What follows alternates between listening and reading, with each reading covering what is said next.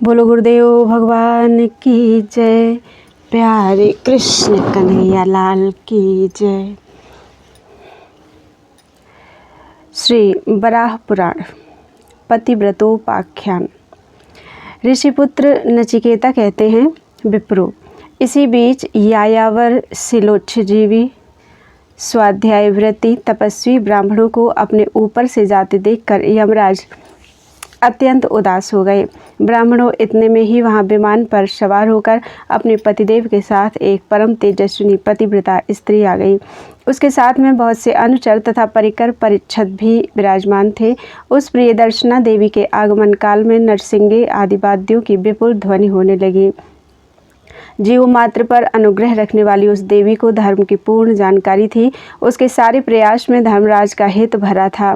इस प्रकार साधन संपन्न वह शुभांगना विमान पर बैठे बैठे ही धर्मराज को तपस्वियों से ईर्ष्या न करने तथा उनके प्रति सद्भाव रखने का परामर्श देकर एवं उनसे पूजित होकर आकाश में अदृश्य हो गई, जैसे बिजली बादल में समा जाती है। इस अवसर पर धर्मराज के द्वारा सुपूजित उस स्त्री को देखकर नारद जी ने पूछा, राजन, जो आपके द्वारा अर्चित होने के बाद हित की बात कहकर पुनः यहाँ से प्रस्थित हो गई, वह स्त्रियों में सर्वोत्तम देवी कौन है? यह तो परम भाग्यशालिनी जान पड़ती है। इसका रूप बड़ा दिव्य है। अनुपम भाग्यों से शोभा पाने वाले राजन, मैं इस रहस्य को जानना चाहती हूँ, क्योंकि इससे मेरे मन में महान आश्चर्य हो रहा है। अतः इसे संक्षेप में बताने की कृपा करें। धर्मराज ने कहा, देवर्षि, मैंने जिस देवी की पूजा की है उसकी कथा परम सुखद है। उसे मैं आपके सामने विस्तार से स्पष्ट करता हूँ। तात पूर्व कल्प के सतयुग की बात है। निमि नाम से प्रसिद्ध एक महान तेजस्वी सत्यवादी एवं प्रजापालक राजा थे। उनके पुत्र मिथि हुए। केवल पिता से जन्म होने के कारण जनता ने उनका नाम जनक रख दिया। उनकी पत्नी का नाम रूपवती था। वह निरंतर अपने पति के हित में तत्पर रहती थी। पति की आज्ञा का पालन करना, उसमें अपार श्रद्धा भक्ति रखना तथा शुभ कर्मों में लगे रहना उसका स्वाभाविक गुण था। स्वामी के वचनानुसार अत्यंत प्रसन्नता के साथ वह कार्य में तत्पर रहती थी। महाराज मिथि भी महान तपस्वी, सत्य के समर्थक तथा पूर्ण प्राणियों के हित में ही अपने सारे समय का उपयोग करते थे। वे श्रम एवं धर्म पूर्वक संपूर्ण भूमंडल का पालन करते थे। उनके शासनकाल में रोग, बुढ़ापा और मृत्यु की शक्ति कुंठित हो गई थी। उन परम तेजस्वी नरेश के राष्ट्र में देवता समयानुसार सदा जल बरसाते थे। उनके राज्य में कोई भी ऐसा व्यक्ति दृष्टिगोचर नहीं होता था जो दुखी, मरणासन्न या व्याधियों से ग्रस्त अथवा दरिद्रता से पीड़ित हो। विप्रवर बहुत समय व्यतीत हो जाने के पश्चात एक दिन उसकी रानी ने उनसे नम्रता से भरी हुई वाणी में कहा, राजन, हमारी सारी संपत्ति मृत्युओं, ब्राह्मणों और परिजनों के प्रबंध में सनई सनई समाप्त हो गई। अब आपके कोष में कुछ भी अवशेष नहीं है। अधिक क्या, इस समय अपने भोजन की भी कोई व्यवस्था नहीं है। हमारे पास अब कोई गो, धन, कपड़े लत्ते या बर्तन भी नहीं बचे हैं। राजन, इस समय मेरे लिए जो उचित कर्तव्य हो वह बताने की कृपा कीजिए। मैं आपकी आज्ञाकारिणी दासी हूँ। राजा मिथि ने कहा, भामिनी, तुम्हारी भावना के विरुद्ध मैं कभी कुछ कहना नहीं चाहता, फिर भी सुनो। 100 वर्ष तो हम लोगों को हविष्य भोजन पर ही रहते हो गए हैं। प्रिय, अब हम लोग कुशल कुदाल और काष्ठ की सहायता से खेती का काम करें। इस प्रकार काम करने तथा जीवन निर्वाह करने से हमें शुद्ध धर्म की प्राप्ति हो सकती है, इसमें कोई संशय नहीं। ऐसा करने से हमें भक्ष्य एवं भोज्य की आवश्यक वस्तुएं भी उपलब्ध हो जाएंगी और हमारा जीवन भी सुखमय बन जाएगा। राजा मिथि के इस प्रकार कहने पर रानी रूपवती ने कहा, राजन, आप महान यशस्वी पुरुष हैं। आपके महल पर सेवकों, शूरवीरों, हाथियों, घोड़ों, ऊँटों, भैंसों और गधों की संख्या कई हजार है। राजन, क्या आपकी इच्छा के अनुसार ये सभी लोग कृषि आदि कार्य नहीं कर सकते हैं? राजा मिथि बोले, बरानने, मेरे पास जितने सेवक हैं वे सभी राष्ट्र रक्षा के अपने अपने काम में नियुक्त हैं और सभी अपने काम में संलग्न भी हैं। देवी, अपने पास के सभी पशु हृष्ट पुष्ट, बैल, खच्चर, घोड़ा, हाथी और ऊंट भी राज्य के काम में ही नियुक्त हैं। अनिंदिते, इसी प्रकार लोहे, रांगे, तांबे, सोने और चांदी से बने हुए उपकरण भी राष्ट्र में काम दे रहे हैं। देवी, इस समय अब अपने लिए कहीं चलकर कोई उपयुक्त भूमि तथा लोहा आदि द्रव्य की खोज करनी चाहिए, जिससे मैं उपयुक्त भूमि तथा एक कुदाल बनवा सकूं एवं सुगमता से कृषि कर सकूं। रानी ने उत्तर दिया, राजन, आप अपनी इच्छा के अनुसार चले, मैं भी आपके पीछे पीछे चलूंगी। इस प्रकार बातचीत होने के पश्चात महाराज मिथि अपनी सहधर्मिणी के साथ वहां से चल पड़े। स्थान, क्षेत्र आदि की तलाश करते जब वे दोनों पर्याप्त मार्ग पार कर चुके, तब राजा ने एक स्थान को लक्ष्य कर कहा, वरवर्णिनी, यह क्षेत्र कल्याणप्रद प्रतीत होता है, अब तुम यहाँ रुको। भद्रे, जब तक मैं इन घासों और कांटों को काटता हूँ तब तक तुम भी यहाँ कुछ ठीक ठाक कर तृण पत्रों को दूर करो। तपोधन राजा मिथि के इस प्रकार कहने पर रानी हंसती हुई मधुर वाणी में कहने लगी, प्रभु, यहाँ केवल वृक्ष और सुनहरे रंग वाली लताएं तो दिखाई पड़ती हैं, किंतु पास में किंचन मात्र भी जल का दर्शन नहीं होता। यहाँ खेती का काम करने पर तो हृदय में चिंता ही बनी रहेगी, फिर खेती का काम हम लोग कैसे कर सकेंगे। यहाँ एक वेगवती नदी भी बहती है, यह वृक्ष है तथा यहाँ की भूमि भी कंकड़ वाली है। ऐसे स्थान में खेती का काम करने पर हम लोगों को कैसे सफलता मिल सकती है। रानी की बात सुनकर राजा मिथि ने मधुर वचनों में कहा, प्रिय, पहले के ही समान यहाँ भी संपत्ति का संग्रह हो सकता है। सुंदरी, बहुत सन्निकट पास में ही पानी की व्यवस्था हो सकती है और 4 मनुष्यों के आ जाने पर यहाँ किंचन मात्र भी असुविधा नहीं रहेगी। महादेवी, देखो, यह घर है, यहाँ किसी प्रकार की बाधा नहीं आ सकती। इतना कहने के उपरांत राजा अपनी पत्नी के साथ उस क्षेत्र का शोधन करने लगे। इधर सूर्य जब आकाश के मध्य भाग में चले गए और उनका उग्र ताप फैल गया, तब रानी सहसा प्यास से व्याकुल हो गई। उस तपस्विनी को भूख भी सताने लगी। उसके पैर के कोमल तलवे तांबे के समान लाल हो गए। ताप के कारण वे संतप्त हो उठे। अब उस देवी ने अत्यंत व्यथित होकर पतिदेव से कहा, महाराज, मैं ग्रीष्म से पीड़ित होकर प्यास से व्याकुल हो गई हूँ। राजन, कृपा पूर्वक मुझे शीघ्र जल देने की व्यवस्था करें। उस समय देवी रूपवती दुख से अत्यंत संतप्त होने के कारण अपनी सुध बुध खो चुकी थी, अतः वह पृथ्वी पर पड़ गई। उसी अवस्था में उसके नेत्र सूर्य पर पड़ गए। गिरते समय उसके मन में क्रोध का भाव भी आ गया था और उसकी दृष्टि स्वतः सूर्य पर पड़ गई थी। फिर तो आकाश में रहते हुए भी भगवान भास्कर भय से कांप उठे। उन महान तेजस्वी देव को आकाश छोड़कर धरातल पर आ जाने के लिए विवश हो जाना पड़ा। इस प्रकृति विरुद्ध बात को देखकर राजा जनक ने कहा, तेजस्विन, आप आकाश मंडल का त्याग करके यहाँ कैसे पधारे हैं। आप परम तेजस्वी देवता हैं, सभी व्यक्तियों के द्वारा आपका अभिवादन होता है, मैं आपका क्या स्वागत करूं। राजा मिथि से सूर्य ने विनय पूर्वक कहा, राजन, यह पतिव्रता मुझ पर अत्यंत क्रुद्ध हो गई थी, अतएव मैं आकाश से आपकी आज्ञा के पालनार्थ यहाँ आया हूँ।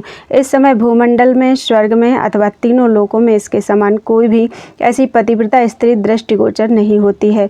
इसमें असीम शक्ति है, इसके तप, धैर्य, निष्ठा एवं पराक्रम एक से एक आश्चर्यकर हैं। इसके अन्य गुण भी प्रशंसनीय हैं।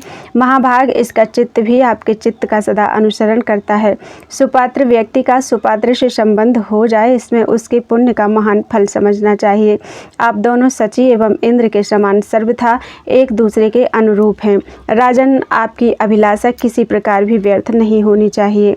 महाराज, यदि भोजन के उचित प्रबंध के लिए आपके मन में खेती का कार्य उत्तम प्रतीत होता है तो इसे अवश्य करें। इस विचार का व्यक्ति आपके अतिरिक्त दूसरा कोई नहीं है। आपका यह प्रयास सफल, यश देने वाला तथा अभिलाषा पूर्ण करने वाला होगा। ऐसे कहकर भगवान सूर्य ने उनके लिए जल से भरे हुए एक पात्र का निर्माण किया। फिर वह पात्र, एक जोड़ा जूता तथा दिव्य अलंकारों से अलंकृत एक छाता, ये सभी वस्तुएं उन्होंने उन राजा मिथि को दी। भगवान भास्कर ने यह भी बतला दिया कि यह इस स्त्री के ही पुण्य कर्म का फल है। रानी रूपवती जल पाकर तृप्त हुई। वे अब सचेत और अभय हो गई। फिर वे इस आश्चर्य को देखकर राजा से बोली, राजन, किसने यह स्वच्छ एवं शीतल जल दिया है और ये दिव्य छत्र और उपानह किसने दिए हैं। तपोधन, आप बताने की कृपा करें। राजा जनक बोले, महादेवी, ये विश्व के प्रधान देवता भगवान विवस्वान हैं, जो तुम पर कृपा करने के लिए गगन मंडल से यहाँ आए थे। इन्होंने ही ये सब पदार्थ दिए हैं। राजा मिथि से यह वचन सुनकर रानी रूपवती ने कहा, प्राणनाथ, इन सूर्यदेव की प्रसन्नता के लिए मैं क्या करूं? आप इनकी अभिलाषा जानने का प्रयत्न करें। राजा जनक महान तेजस्वी पुरुष थे। रानी के यह कहने पर उन्होंने भगवान सूर्य के सामने दोनों हाथ जोड़कर प्रणाम किया और कहा, भगवान, आपका मैं कौन सा प्रिय कार्य करूं। राजा की प्रार्थना पर भगवान भास्कर ने कहा, मानद, मेरी हार्दिक इच्छा यह है कि स्त्रियों से मुझे कभी कोई भय न हो। राजा मिथि सबका सम्मान करने में कुशल व्यक्ति थे। रानी रूपवती उनके हृदय को सदा आह्लादित रखती थी। भुवन भास्कर की बात सुनने के उपरांत राजा ने अपनी स्त्री से सारा प्रसंग सुना दिया। उनके वचन सुनकर मन को प्रसन्न करने में परम कुशल रानी आनंद से भर उठी। अतः उस देवी ने अपना उद्गार प्रकट किया। देव अपनी तीव्र किरणों से रक्षा के लिए आपने छाते का दान किया, साथ ही एक दिव्य जल पात्र दिया। ये दोनों उपाय हैं, अर्थात जूते पैरों को सकुशल रखने के लिए दान दिए हैं। ये सभी परम आवश्यक वस्तुएं हैं। अतः महाभाग, आपने जैसा वर मांगा है वैसा ही होगा। आपको स्त्रियों से किसी प्रकार का भय नहीं करना चाहिए। अपनी इच्छा के अनुसार कार्य करने में आप स्वतंत्र हैं। यमराज ने कहा, विप्र, यही इस स्त्री की कथा है और तब से इस प्रकार की पतिव्रताओं का मैं पूजन तथा नमन करता हूँ। बोलो वृंदावन बिहारी लाल की जय। पतिव्रता के महात्म्य का वर्णन। नारद जी बोले, धर्मराज, मैं जानना चाहता हूँ कि तपोधना स्त्रियाँ किस कर्म अथवा तप से सर्वोत्तम गति पाने की अधिकारिणी बन सकती हैं। आप मुझे यह बताने की कृपा करें। यमराज ने उत्तर दिया, उत्तम सुव्रत द्विजवर, वैसी स्थिति प्राप्त करने के लिए नियम और तप कोई भी उपयोगी साधन नहीं है। महामुनि उपवास, दान अथवा देवार्चन भी यथेष्ट गति प्रदान करने में असमर्थ हैं। यह स्थिति जिस प्रकार से सुलभ हो सकती है वह संक्षेप से बताता हूँ, सुने। जो स्त्री अपने पति के सो जाने पर सोती है, उसके जागने के पूर्व ही स्वयं निद्रा त्याग देती है तथा पति के भोजन कर लेने पर भोजन करती है, उसकी मृत्यु पर विजय हो जाती है। यह सत्य है। द्विजवर, जो स्त्री पति के मौन होने पर मौन रहती है और उसके आसन ग्रहण कर लेने पर स्वयं भी बैठ जाती है, वह मृत्यु को परास्त कर सकती है। तपोधन, जिसकी दृष्टि एकमात्र पति पर ही रहती है, जिसका मन सदा पति में ही लगा रहता है तथा जो स्वामी की आज्ञा का निरंतर पालन करने में तत्पर रहती है, उस पतिव्रता से हम सब लोग एवं अन्य सभी भय मानते हैं। जो स्वामी के वचनों पर श्रद्धा रखती है और कभी भी आज्ञा का उल्लंघन नहीं करती, उस साध्वी की संसार में परम शोभा होती है। देवता लोग भी उसका सम्मान करते हैं। द्विजवर, जो प्रत्यक्ष अथवा परोक्ष में भी किसी अन्य पुरुष का ध्यान नहीं करती, उसे पतिव्रता कहते हैं। ऐसी स्त्री को मृत्यु का भय नहीं रहता। जो सदा स्वामी के हित साधन में संलग्न रहती है, वह अभय रहती है। ब्रह्मनंदन, जो पतिव्रता पति की आज्ञा का सदा अनुसरण करती है, वह मृत्यु के द्वारा जीती नहीं जा सकती। यमराज ने कहा, द्विजवर, जो स्त्री पति के विषय में यह विचार करती है कि यही मेरे लिए माता, पिता, भाई एवं परम देवता हैं, सदा पति की शुश्रूषा में संलग्न रहती है, उस पर मेरा कोई शासन सफल नहीं होता। स्वामी के ध्यान और उनके अनुसरण अनुगमन के अतिरिक्त जिसका एक क्षण भी व्यर्थ चिंतन में नष्ट नहीं होता है, वह परम साध्वी है। मैं उसके सामने हाथ जोड़ता हूँ। जो स्वामी के विचार के बाद अपना अनुकूल विचार प्रकट करती है, उस पतिव्रता को मृत्यु का आभास नहीं देखना पड़ता। नृत्य, गीत और वाद्य ये प्रायः सभी देखने एवं सुनने के विषय हैं, किंतु जिस स्त्री के नेत्र तथा कान इन पर नहीं जाते हैं बल्कि पति की सेवा में ही निरंतर लगे रहते हैं, वह मृत्यु के दरवाजे को नहीं देखती है। जो स्नान करने, स्वच्छंद बैठने अथवा केस संवारने के समय मन से भी किसी दूसरे व्यक्ति पर दृष्टि नहीं डालती, उसे मृत्यु का दरवाजा नहीं देखना पड़ता। द्विजवर, पति देवता की आराधना कर रहा हो अथवा भोजन में संलग्न हो, उस समय भी जो चित्त से सदा उसी का चिंतन करती है, उसे मृत्यु का द्वार नहीं देखना पड़ता। तपोधन, जो स्त्री सूर्योदय के पूर्व ही नित्य उठकर घर को बुहारने साफ करने में उद्यत रहती है, उसकी दृष्टि मृत्यु के फाटक पर नहीं पड़ती। जिसके नेत्र, शरीर और भाव सदा सुसंयत रहते हैं तथा जो अपने शुद्ध आचार एवं विचार से सदा संयुक्त रहती है, उस साध्वी स्त्री को मृत्यु का दरवाजा नहीं देखना पड़ता। जो स्वामी के मुख को देखने, उसके चित्त का अनुसरण करने अथवा उसके हित में अपना समय सार्थक करने में तत्पर रहती है, उसके सामने मृत्यु का भय नहीं रहता। द्विजवर, संसार में यशस्वी मनुष्यों की ऐसी अनेक स्त्रियां हैं जो स्वर्ग में निवास करती हैं और जिनका देवता लोग भी दर्शन करते हैं, वही पतिव्रता मेरे सामने विराजमान थी। भगवान सूर्य के द्वारा पतिव्रता की यह महिमा सुनने का अवसर मुझे मिला था। विप्रवर, उन्हीं की कृपा से ये सभी गोपनीय रहस्य भरी बातें यथावत मेरे कर्ण गोचर हो गई। तभी से मैं पतिव्रताओं को देखकर उनकी भक्ति भाव से पूजा करता हूँ। बोलो वृंदावन बिहारी लाल की जय। कर्म विपाक एवं पाप मुक्ति के उपाय। नारद जी कहते हैं, यशस्विनी, आपने भगवान सूर्य के मतानुसार पतिव्रता स्त्रियों और उत्तम धर्मों का रहस्यात्मक उपाख्यान कहा, जिसे मैंने बड़े ध्यान से सुना, किंतु सभी प्राणियों से संबद्ध कर्मफलों के विषय में जानने की मुझे बड़ी उत्कंठा है। महातपा, मैं उसे सुनना चाहता हूँ। कृपया उसे कहें। जो मनुष्य दुख और ताप से संतप्त होकर सुख के लिए कठोर तपस्या तो करते हैं, पर उनके मनोरथ पूर्ण होते नहीं दिखते, वे सब प्रकार के सांसारिक प्रिय तथा अप्रिय को त्याग कर सुख के लिए अनेक व्रत एवं उपाय का आचरण करते हैं, फिर भी सफल नहीं होते हैं, किसी न किसी प्रकार विफल कर दिए जाते हैं। लोक में यह श्रुति प्रसिद्ध है कि धर्म के आचरण से कल्याण होता है, पर देखा यह जाता है कि भली भांति कठोर तप करने वाले भी क्लेश के भागी बन जाते हैं। यह क्यों? कौन इस उद्भिज, स्वेदज, अंडज और जरायुज 4 प्रकार के भूत ग्राम वाले जगत का संचालन करता है? धर्मात्मन, कौन किस द्वेष के कारण मनुष्य की बुद्धि को पाप की ओर प्रेरित कर देता है? वह कौन है जो इस लोक में सुख तथा अत्यंत कठोर दुख भी उत्पन्न करता है? नारद जी के इस प्रकार कहने पर महामना धर्मराज ने कहा, आपने जो यह पुण्यमय प्रश्न पूछा है, मैं उसका उत्तर देता हूँ, आप उसे ध्यान देकर सुने। मुनिवर, इस संसार में न कोई कर्ता दिखता है और न करने की प्रेरणा देने वाला ही दृष्टिगोचर होता है। जिसमें कर्म प्रतिष्ठित है, जिसके अधीन कर्म है, जिसके नाम का कीर्तन होता है, जिससे जगत आदेशित होता है, प्रेरणा पाता है तथा जो कार्य का संपादन करता है, उसके विषय में कहता हूँ, सुनिए। ब्रह्मन, एक समय इस दिव्य सभा में बहुत से ब्रह्मर्षि विराजमान थे। वहाँ जो विचार विमर्श हुआ और मैंने जैसा देखा सुना उसे ही कहता हूँ। मानव जिसे अपनी शक्ति से स्वयं करता है, वही उसका स्वकर्म प्रारब्ध बनकर परिणाम रूप में भोगने के लिए उसके सामने आ जाता है, चाहे वह सुकृत हो या दुष्कृत, सुख देने वाला हो या दुख देने वाला। जो संसार के थपेड़ों, दुखादि द्वंद्वों से पीड़ित हों, उन्हें चाहिए कि अपने से अपना उद्धार करें, क्योंकि मनुष्य अपने आप ही अपना शत्रु है और अपने आप ही अपना मित्र है। जीव अपने आप का पहले का किया हुआ कर्म ही निश्चित रूप से इस संसार में सैकड़ों योनियों में जन्म लेकर भोगता है। यह संसार सर्वथा सत्य है, ऐसी धारणा बन जाने के कारण वह आवागमन में सर्वत्र भटकता है। प्राणी जो कुछ कर्म करता जाता है, वह उसके लिए संचित हो जाता है। फिर पुरुष का पाप कर्म जैसे जैसे क्षीण होता जाता है, वैसे वैसे ही उसे शुभ बुद्धि प्राप्त होती जाती है।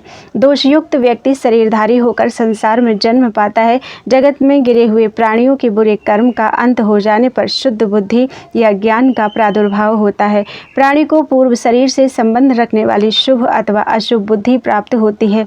पुरुष के स्वयं उपार्जित किए हुए दुष्कृत एवं सुकृत दूसरे जन्म में अनुरूप सहायक बनते हैं। पाप का अंत होते ही क्लेश शांत हो जाता है, फलस्वरूप प्राणी शुभ कर्म में लग जाता है। इस प्रकार मनुष्य जब सत्कर्म का फल शुभ और दुष्कर्म का फल अशुभ भोग लेता है, तब उसके विस्तृत कर्मों में निर्मलता आ जाती है और सत समाज में उसकी प्रतिष्ठा होने लगती है। शुभ कर्मों के फल स्वरूप उसे स्वर्ग मिलता है तथा अशुभ कर्मों से वह नरक में जाता है। वस्तुतः ना तो दूसरा कोई किसी दूसरे को कुछ देता है और ना कोई किसी का कुछ छीनता ही है। नारद जी ने पूछा, यदि ऐसा ही नियम है कि अपना ही किया हुआ शुभ अथवा अशुभ कर्म सामने आता है और शुभ से अभ्युदय तथा अशुभ से ह्रास होता है, तो प्राणी मन, वाणी, कर्म या तपस्या इनमें से किसकी सहायता ले, जिससे वह इस संसार रूपी क्लेश से बच सके? आप उसे बताने की कृपा कीजिए। यमराज ने कहा, मुनिवर, यह प्रसंग अशुभों को भी शुभ बनाने वाला, परम पवित्र, पुण्य स्वरूप तथा पाप एवं दोष का सदा संहारक है। अब मैं उन जगत सृष्टा जगदीश्वर को, जिनकी इच्छा से संसार चलता है, प्रणाम कर आपके सामने इसका सम्यक प्रकार से वर्णन करता हूँ। चर और अचर संपूर्ण प्राणियों से संपन्न इस त्रिलोक का जिन्होंने सृजन किया है, वे आदि, मध्य एवं अंत से रहित हैं। देवता और दानव किन्हीं में यह शक्ति नहीं कि उन्हें जान सके। जो समस्त प्राणियों में समान दृष्टि रखता है, वह वेद तत्व को जानने वाला सभी पापों से मुक्त हो जाता है। जिसकी आत्मा वश में है, जिसके मन में सदा शांति विराजती है तथा जो ज्ञानी एवं सर्वज्ञ है, वह पापों से मुक्त हो जाता है। धर्म का सार अर्थ एवं प्रकृति तथा पुरुष के विषय में जिसकी पूर्ण जानकारी है, अथवा जान लेने पर जो पुनः प्रमाद नहीं कर बैठता उसी को सनातन पद सुलभ होता है। गुण, अवगुण, क्षय एवं अक्षय को जो भली भांति जानता है तथा ध्यान के प्रभाव से जिसका अज्ञान नष्ट हो गया है, वह पापों से मुक्त हो जाता है। जो संसार के सभी आकर्षणों एवं प्रलोभनों की ओर से निराश होकर शुद्ध जीवन व्यतीत करता है तथा इष्ट वस्तुओं में जिसका मन नहीं लुभाता एवं आत्मा को संयम में रखकर प्राणों का त्याग करता है, वह संपूर्ण पापों से मुक्त हो जाता है। अपने इष्ट देव में जिसकी श्रद्धा है, जिसने क्रोध पर विजय प्राप्त कर ली है, जो दूसरे की संपत्ति नहीं लेना चाहता एवं किसी से द्वेष नहीं करता, वह मनुष्य सभी पापों से छूट जाता है।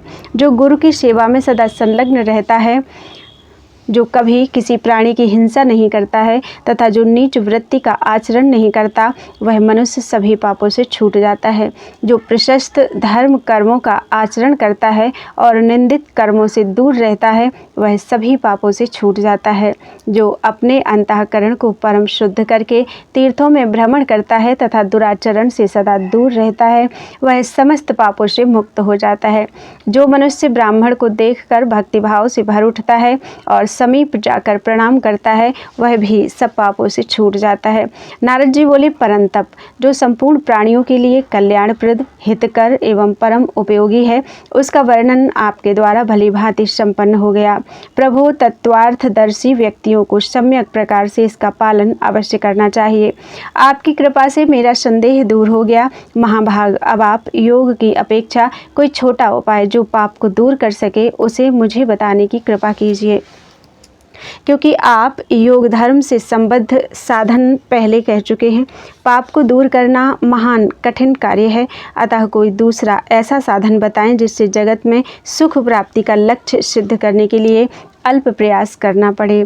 इस लोक अथवा परलोक में भी जो आत्मजयी व्यक्ति है तथा अनेक प्रकार के गुणों की जिनमें अधिकता है, वे सज्जन नित्य जिस साधन को काम में लेते हैं, मैं उसे जानना चाहता हूँ। महान तपस्वी प्रभु, अनेक योनियों में प्राणियों की उत्पत्ति होती है और उनसे अशुभ कर्म बने रहते हैं, अतः उनको दूर करने के लिए कोई सरल सुगम उपाय हो तो बताएं। यमराज ने कहा, मुने, स्वयंभू ब्रह्मा जी प्रजाजन के सृष्टा हैं। इस धर्म के विषय में उन्होंने जिस प्रकार का वर्णन किया है, वही मैं उन्हें प्रणाम करके व्यक्त करता हूँ। प्राणियों का कल्याण तथा पापों का विनाश ही इसका प्रधान उद्देश्य है। हाँ, क्रिया करना परम आवश्यक है, उसे कहता हूँ सुने। कैवल्य के प्रति श्रद्धालु बनने पर मनुष्य को ज्ञान होता है। जो व्यक्ति अपने अंतःकरण को परम शुद्ध करके धर्म से ओतप्रोत यह प्रसंग सुनता है, उसकी सभी अभिलषित कामनाएं पूर्ण हो जाती हैं तथा पापों से छूटकर वह इच्छानुसार सुख प्राप्त कर सकता है।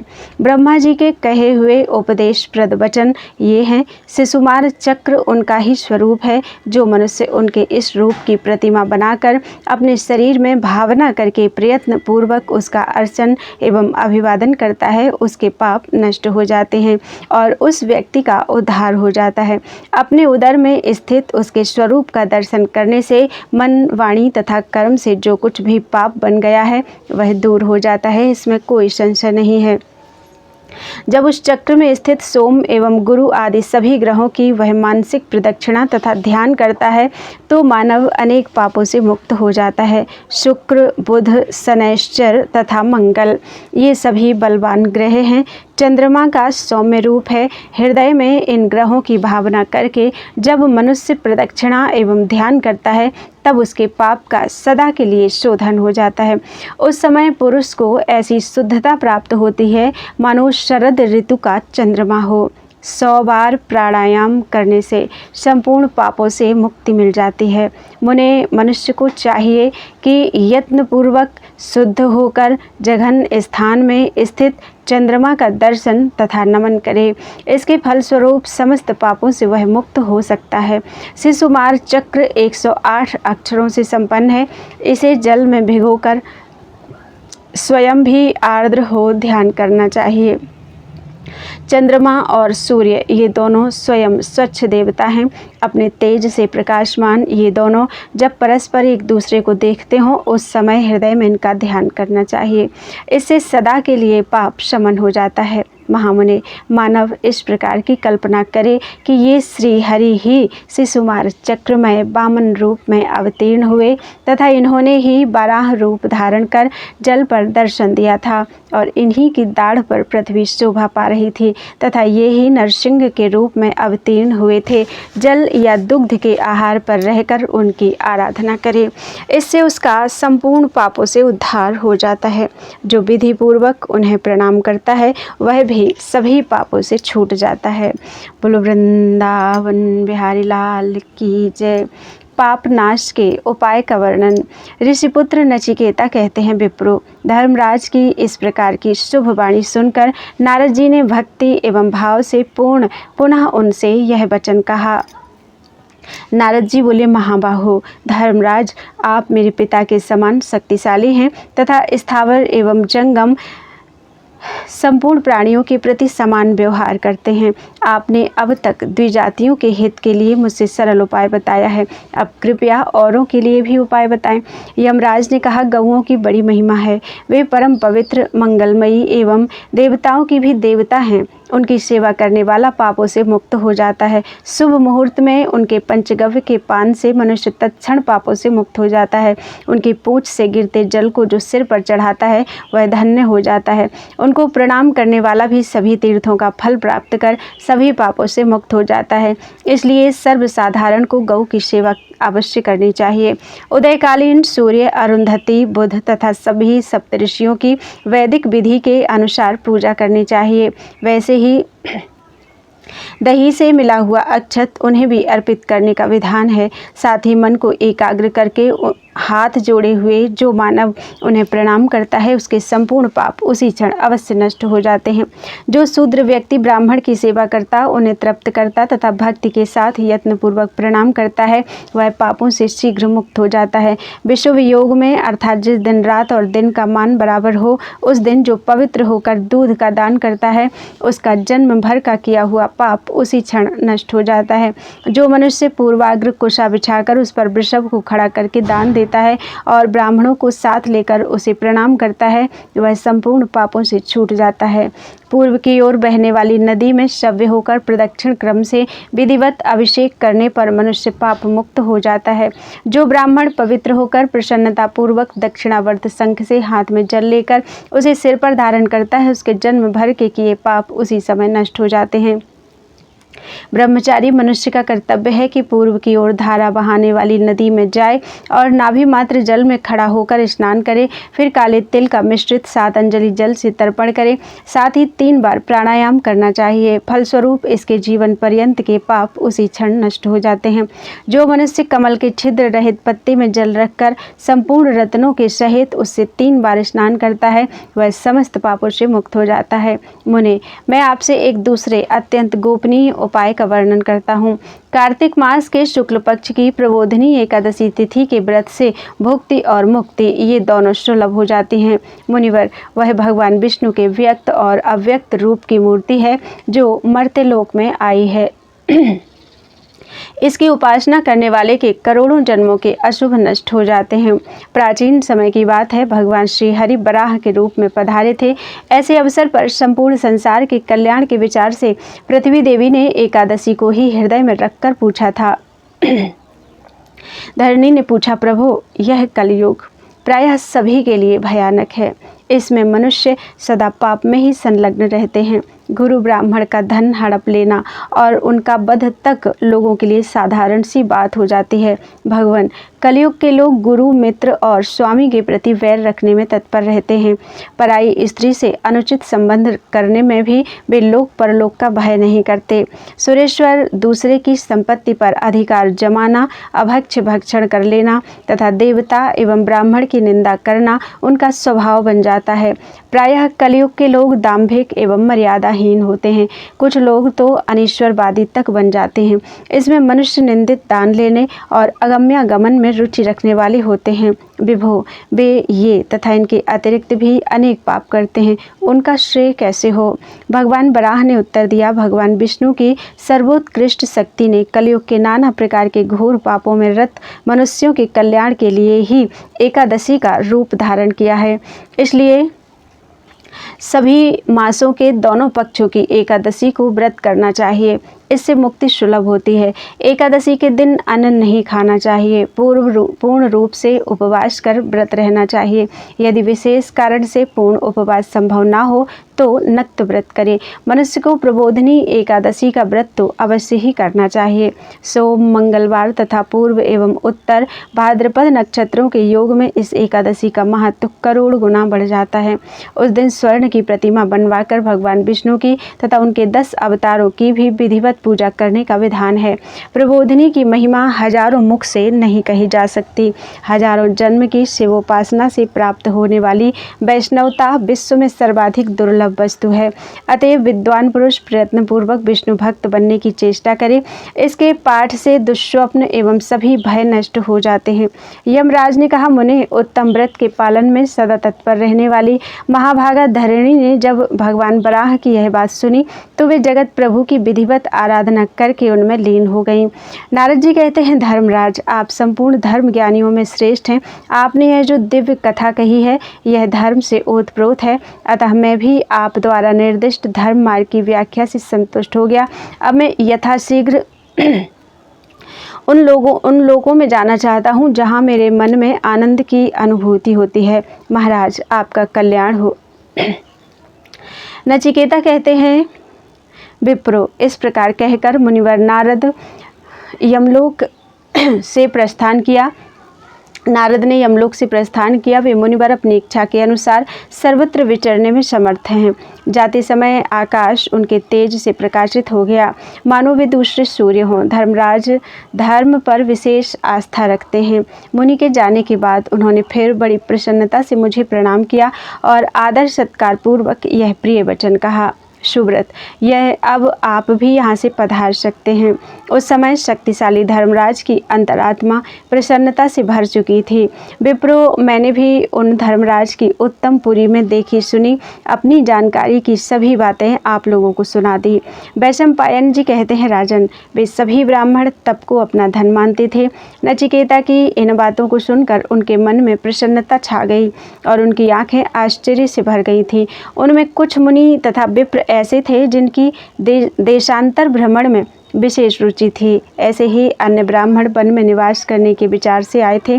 कुछ ब्राह्मण शालीन, यायावर एवं कपोती वृत्ति के समर्थक थे। कितने ऐसे ब्राह्मण थे जिनके मुख से यह शुभ वाणी निकलती रहती थी कि संपूर्ण प्राणियों पर दया करना कल्याणकर है। वे सभी बार बार नचिकेता को धन्यवाद दे रहे थे। उनमें से कुछ ब्राह्मण शील एवं उच्च वृत्ति वाले थे। कुछ महान तेजस्वी ब्राह्मणों ने काष्ठ वृत्ति को अपनाया था। सबकी विधियां भिन्न भिन्न थीं। कुछ लोग सदा आत्मचिंतन में व्यस्त रहते थे। कितने विप्रों ने मौन व्रत तथा जलाशय व्रत को धारण कर लिया था। कुछ लोग मुख ऊपर करके सोते थे तथा कुछ ब्राह्मणों का मृग के समान इधर उधर स्वच्छंद विचरण करने का नियम था। कितने ब्राह्मण पंचाग्नि व्रती तथा कुछ ब्राह्मण केवल पत्ते के आहार पर रहते थे। कुछ ब्राह्मणों का जीवन यात्रा केवल जल अथवा कितनों की वायु पर अवलंबित थी। कुछ लोग शाक खाकर रहते थे। इनके अतिरिक्त कुछ लोग घोर तपस्वी एवं ज्ञानी योगी थे। उनका यह कथन था कि जन्म लेने और मरने के अतिरिक्त संसार में अन्य कुछ बात नहीं है। वे ही बार बार इसे दोहराते थे। उनके मन में संसार से सदा भय बना रहता था, अतः सावधान होकर उक्त नियमों का सदा पालन करते थे। उद्दालक कुमार नचिकेता में भी धर्म की प्रबलता थी। इन तपस्वी व्यक्तियों को देखकर उनके मन में अपार हर्ष हुआ और फिर उनके द्वारा सदा धर्म का चिंतन होने लगा। मन का विषय अमित वेदार्थ शुद्ध स्वरूप श्रीहरि तथा चिन्मय भगवत विग्रह रह गया। फिर तो धर्मात्मा नचिकेता सावधान होकर शुद्ध तपस्या के मार्ग पर ही आरूढ़ हो गए। राजन, इस उत्तम उपाख्यान के प्रभाव से भगवान में श्रद्धा उत्पन्न होती है। इसे जो सुनेगा अथवा सुनाएगा उसकी सभी कामनाएं पूर्ण हो जाएंगी। बोलो वृंदावन बिहारी लाल की जय। त्वदीयं वस्तु गोविंद तुभ्यमेव समर्पये, तेन त्वदंघ्रि कमले रतिं मे यच्छ शाश्वतीम्। अध्याय 212 पूरा हो गया है।